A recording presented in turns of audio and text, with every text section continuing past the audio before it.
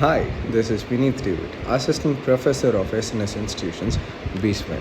So today we are going to look into the topic called data-driven decision making using big data for strategic advantages. Let us jump into the topic. So yes, what are all the risks that is in big data? So the data explosions and computational power and analytic innovations are the major parts of data risk in the big data. So okay, let me tell you some things over the topic. So the big data brings a significant opportunities but also various risks that organization must address to protect their integrities. So first is the data privacy and security risk. So the vast amount of personal information in the big data, such as like customer behavior, health records, and financial data, makes it a prime target for cyber attacks. A breach can expose a sensitive data, leading to reputational damage, legal issues, and financial losses. So we need to be aware and we need to secure our data very properly, or else we can face all these problems. So the data explosion, the explosion is a growth data generations from the various sources including IoT, social medias, and enterprise systems.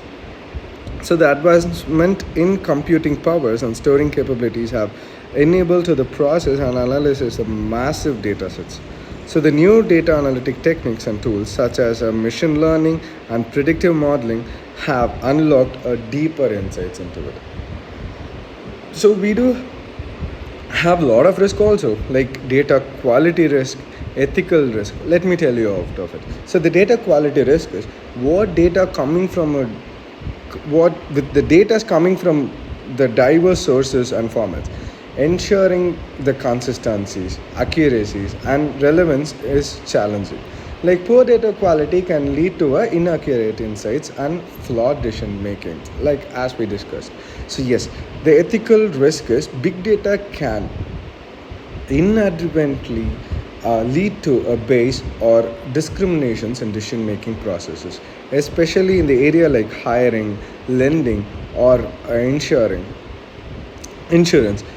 The ethical risk arises when the data is used without individuals' consent, or when it is perceptual harmful basis. So we need to protect our data, and these are the risks that we are going to face into it.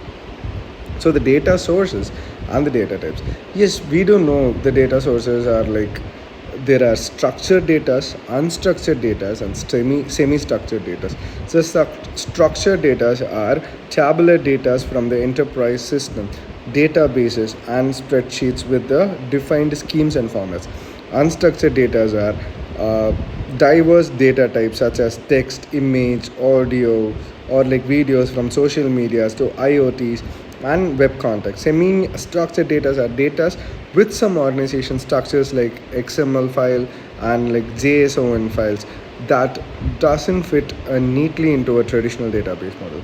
So this data are like sourced into social medias, sensor IoT data, transactional data, web and mobile application logs, and publicly available data.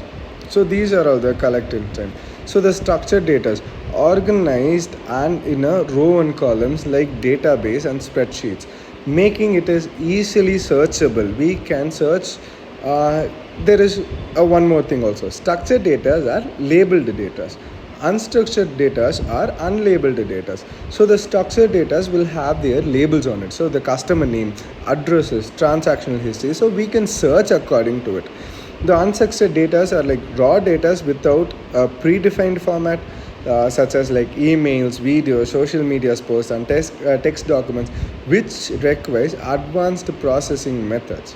So the semi-structured data are contains both structured and unstructured elements like XML files and JSON files, data from the web logs.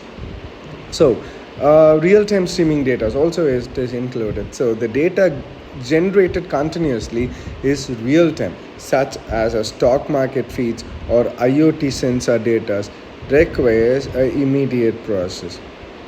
I hope you would have got some thoughts and ideas on it. Thank you so much.